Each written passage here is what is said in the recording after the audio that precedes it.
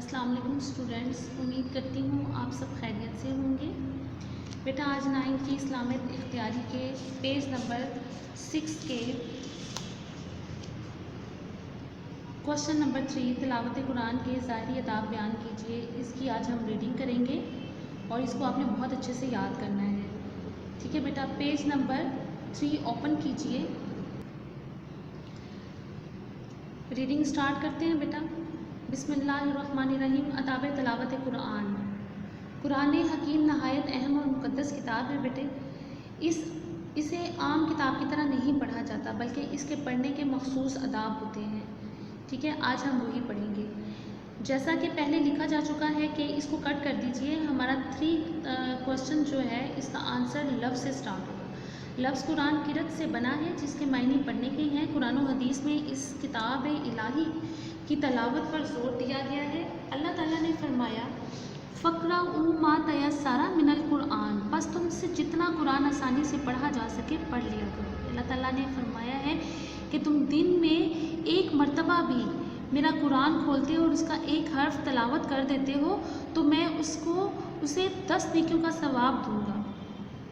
احادیث میں بھی تلاوت قرآن کریم کی بڑی فضیلت بیان ہوئی ہے اور تلاوت میں مداومت کی تاکید کی گئی ہے۔ ایک حدیث میں ہے میری امت کی سب سے افضل عبادت تلاوت قرآن کریم ہے۔ اللہ تعالیٰ نے دیکھیں قرآن کریم کو سب سے افضل عبادت قرار دیا ہے، تو پھر ہمارے لیے قرآن کریم کی تلاوت کتنی اہمیت رکھتی ہے۔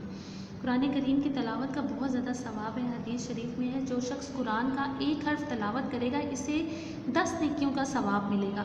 یہاں تک بیٹا اس کو ہائی لائٹ کر لیجئے گا، ان 3 لائنز کو جو میں نے کی ہیں، یہ بہت امپورٹنٹ لائنز ہیں۔ آپ صلی اللہ علیہ وسلم نے اسی حدیث میں یہ بھی واضح فرما دیا ہے کہ الف لام میم ایک حرف نہیں بلکہ الف ایک حرف، لام ایک اور حرف اور میم ایک اور حرف ہے۔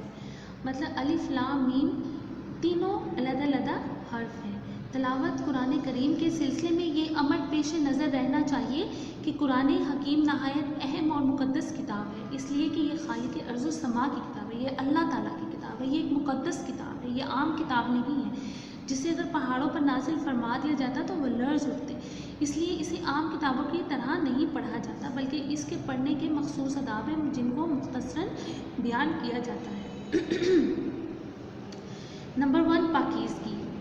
اس کتاب کو ہاتھ لگانے سے پہلے پاک اور صاف ہونا ضروری ہے، وضو کر کے ہی اسے چھوا جا سکتا ہے۔ اللہ تعالیٰ کا فرمان ہے لا یمسّہ الا المطہرون، اسے سوائے پاک لوگوں کے اور کوئی نہ چھوئے۔ اس کی تلاوت کے وقت پاک اور صاف جگہ پر بیٹھنا بہت ضروری ہے۔ جب ہم تلاوت کر رہے ہوتے ہیں تو بیٹا سب سے پہلے تو آپ کو باوضو ہونا ہے، آپ پاک صاف ہوں، آپ جس جگہ پر بیٹھ کے قرآن کی تلاوت کریں وہ جگہ کا پاک صاف ہونا بہت ضروری ہے۔ تعوذ اور تسمیہ۔ تعوذ کیا ہے بیٹا؟ اعوذ باللہ من الشیطان الرجیم۔ ہم جب اعوذ باللہ من الشیطان الرجیم پڑھ رہے ہوتے ہیں تو مطلب ہم شیطان مردود کے شر سے اللہ کی پناہ مانگ رہے ہوتے ہیں، اور جب تسمیہ پڑھتے ہیں بسم اللہ الرحمن الرحیم تو ہم اللہ کا نام لے کر وہ کام شروع کرتے ہیں تاکہ ہمارا کام برکت سے بھرا ہو، ہمارا کام سب جو کام ہم کر رہے ہیں وہ اچھا ہو جائے۔ تلاوت کرنے سے پہلے اعوذ باللہ من الشیطان الرجیم بسم اللہ الرحمن الرحیم پڑھنا چاہیے۔ بسم اللہ پڑھنے کا حکم حدیث شریف میں ہے کہ کوئی اہم کام جو اللہ کا نام لے کر شروع نہ کیا جائے برکت سے خالی ہوتا ہے، مگر تعوذ کے بارے میں رب تعالیٰ نے فرمایا فَإِذَا قَرَأْتَ الْقُرْآنَ فَاسْتَعِذْ بِاللَّهِ مِنَ الشَّيْطَانِ الرَّجِيمِ، بس جب تم قرآن پڑھنے لگو تو شیطان مردود کے شر سے اللہ کی پناہ مانگ لیا کرو، یعنی تعوذ پڑھ لیا کرو۔ بغیر کسی ضروری کام کے تلاوت کے دوران کسی سے گفتگو کرنا یا جگہ سے اٹھنا مناسب نہیں۔ دیکھیں اللہ تعالیٰ نے فرمایا ہے کہ جب آپ قرآن کی تلاوت کر رہے ہو تو بلا وجہ کا بولنا یا اپنی جگہ سے بار بار اٹھنا یا کسی درمیان میں پڑھتے ہوئے گفتگو کرنا، اس طرح سے قرآن کو نہیں پڑھا جاتا۔ قرآن کو بہت دھیان سے اس کے ایک ایک لفظ کو سمجھ کر پڑھنا چاہیے۔ البتہ کوئی خاص ضرورت ہو تو بات کی جا سکتی ہے اور پھر تعوذ و تسمیہ پڑھ کر تلاوت شروع کرنی۔ چاہیے. اگر بالفرض اگر آپ کو اٹھنا بھی پڑ گیا ہے یا آپ کو بہت کوئی ضروری کام ہے تو جب آپ دوبارہ سے تلاوت شروع کریں تو تعوذ اور تسمیہ پڑھ کر ہی شروع کریں اور وہیں سے پڑھیں جہاں سے آپ نے چھوڑا ہے. دوسرے لوگوں کو بھی چاہیے کہ جہاں تک ممکن ہو تلاوت کرنے والے کی تلاوت میں خلل نہ ڈالیں اور اس کی توجہ نہ ہٹائیں. یہ تو ان کے لیے ضروری ہے جو پاس بیٹھے ہیں اور جو دیکھ رہے ہیں کہ آپ تلاوت میں مصروف ہیں، تو ان کو چاہیے کہ آپ کی تلاوت کرتے ہوئے آپ سے بات چیت نہ ہی کریں تو اچھا ہے، یعنی آپ کی توجہ نہ ہٹائیں وہاں سے.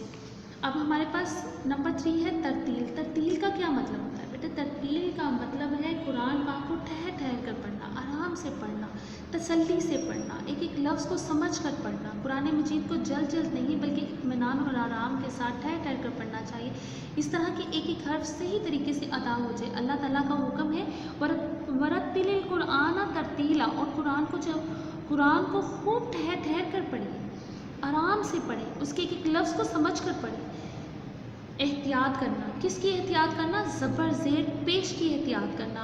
کہاں ہمیں لفظ کو لمبا کرنا ہے، کہاں چھوٹا کرنا ہے، ان چیزوں کی احتیاط بہت ضروری ہے، کیونکہ اگر ہم ان چیزوں کی احتیاط نہیں کریں گے تو لفظ کا مطلب کچھ کا کچھ ہو جائے گا بیٹا.